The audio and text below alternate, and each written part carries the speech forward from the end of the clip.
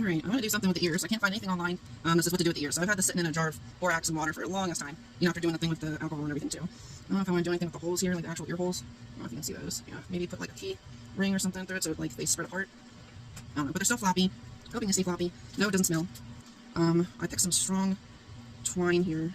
Right now I'm thinking I need to cut off some of the meaty bits. So that way when I sew the skin together, it's gonna all come together.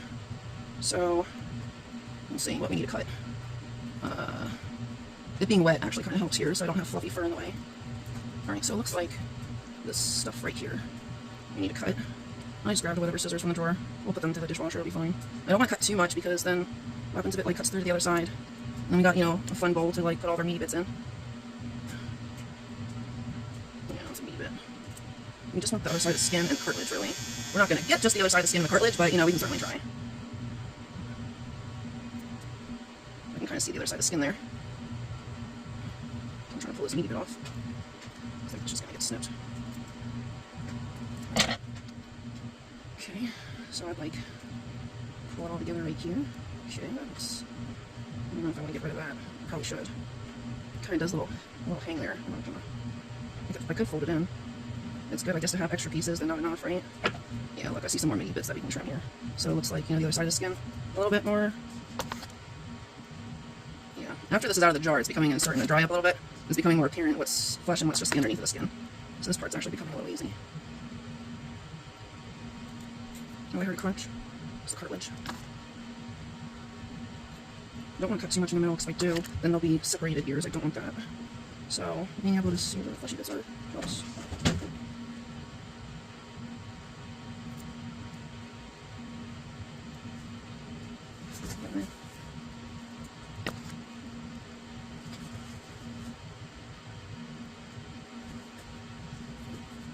So get rid of the fleshy bits, then it won't smell either.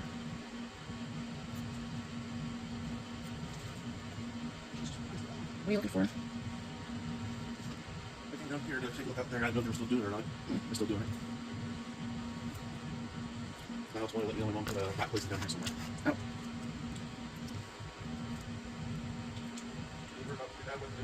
Nope.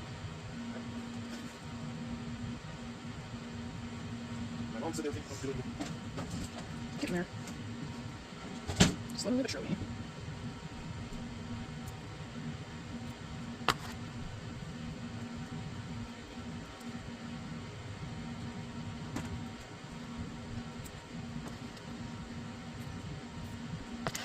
Definitely gets lighter as you get closer to the skin. Like underneath the skin.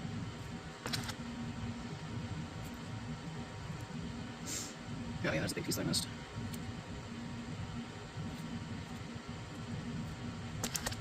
Getting closer.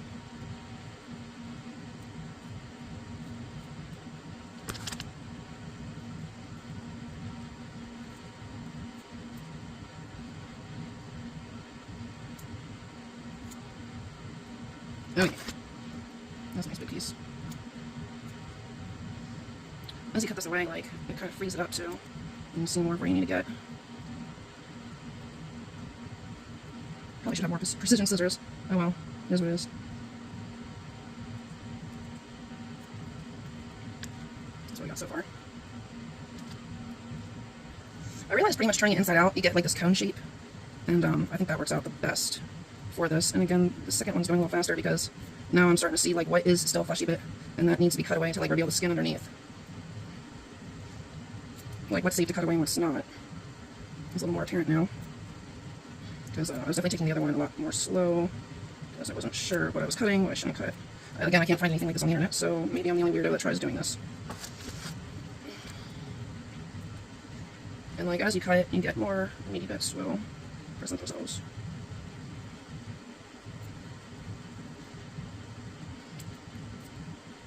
Because we just want the skin and the cartilage and the fur. I'm probably going to rinse this off because it's easier to work with when it's wet.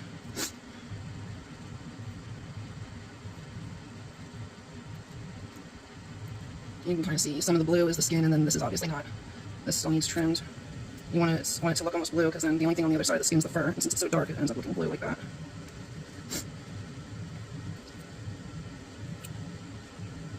You see, even that big cut was just all meaty. Just gotta be careful not to cut the underneath of the skin. Okay, I think that's all the bits that I'm gonna get off of it. It looks more like just skin. These are all of our yummy meaty bits. Now we're just gonna get needle and thread, and we're going to start sewing it up. Just extra meaty bits. I picked out like a metal kind of thread that I had in the drawer, and I think that'll probably hold up better, but it's fine enough of a thread that it shouldn't affect like the fuzziness. Okay, I'll put those aside. I'm using one of these just because when I'm thinking surgically, that's what I'm thinking. I said screw it to like threading it and then having it double over, and I just knotted it on the end because, you know, I'm not going to deal with that pulling through. Okay, so we want her not to be on the underneath. So let's just start with one side and we'll work our way to the other.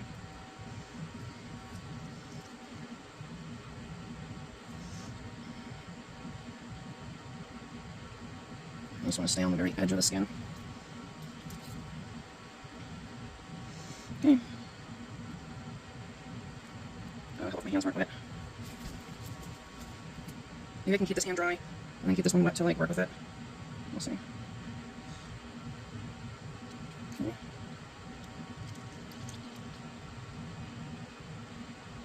I'm having trouble pulling this through. Cool. Alright, I realize I'm not going to be able to pull the skin all the way over this part, so I'm going to clip it a little bit shorter.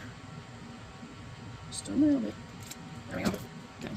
Okay, so first this is pretty discouraging because it's like, you just need to get it started. And then once you get past like pushing that piece of that cartilage flute thing in, and then getting your string kind of like lined up when it pulls tight, it gets a hell of a lot easier. And then when you pull it tight, you know, you can actually see, hey, look, I made progress. It is a little hard to work with though. Maybe I should have made the string shorter. Note to self next time, make the string shorter.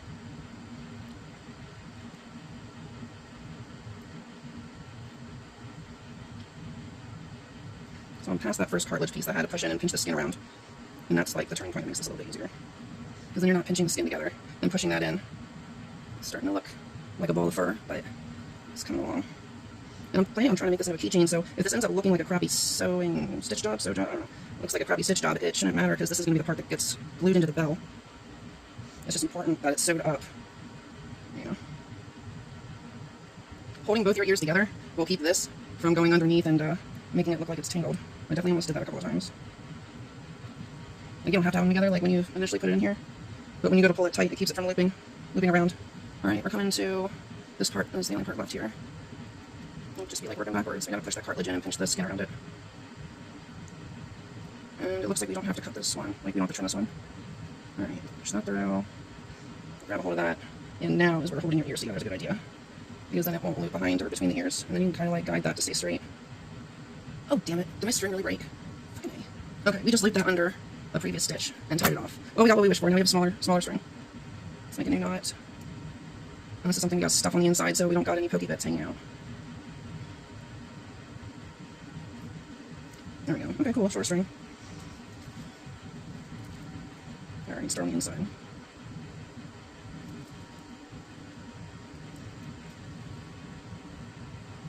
we're gonna kind of like push that in. But not in where the ear holes are, because we don't want it to then come out the ear. That would be weird. Okay, we finished that. I knotted off the end. Let's see, I don't know if you can see it. Knotted off the end here. We're gonna clip that pretty damn close. Not bad. I'm gonna part this a little bit. So we got it, yeah, we got it sewed up pretty well. I guess now I'm going to let it dry. Get rid of some of the excess hair here. I'm going to let it dry out. Hopefully the ears don't get crapped up. I kind of want the ears to stay like floppy. I don't think I'm going to get that though. We'll see. At least maybe they'll harden in a cool shape. I'm going to let that dry. The feet dried for a couple of days. Maybe I'll let this dry for a couple of days. And then we'll stick it in a bow. Okay, also, I decided when I'm going to let them dry, I'm going to put them in like the shape I plan on scrunching them into. So I'm going to set them down like this. Because when I go to put the bell on, I need this to be kind of like a little rounded bunch at the end. So I'm going to do that. And we'll come and check on it, and hopefully if these start like drooping or something like that, we can maybe stick some tissue or something in it to keep them open, and so it doesn't fold in and flop on each other. Actually, we should probably do that now. So I don't want this to fall in and then be stuck together to where I'd have to pry it off. So we're going to give it little bunny Q-tips, kind of. Little bunny cotton balls in the ears. There. Now we wait.